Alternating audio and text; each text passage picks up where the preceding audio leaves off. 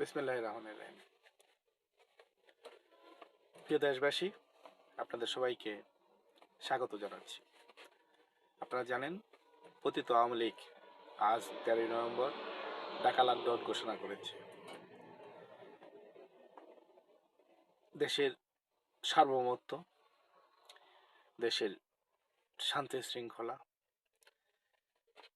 গণতান্ত্রিক দ্বারায় ফিরিয়ে আনা, অত্যাচারিত নিপীড়িত জনগণের মুক্তি সহ বিভিন্ন অন্যায়, বিভিন্ন অত্যাচার নিপীড়ন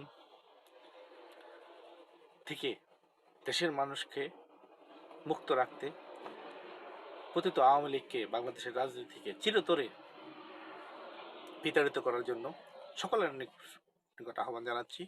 আপনারা সচেষ্ট হন। কোনো নাশকতাকারী, কোনো দুষ্কৃতিকারী যেন বাংলাদেশকে অস্থিতিশীল করতে না পারে।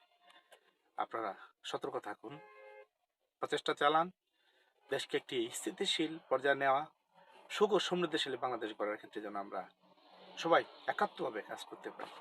ধন্যবাদ সবাইকে।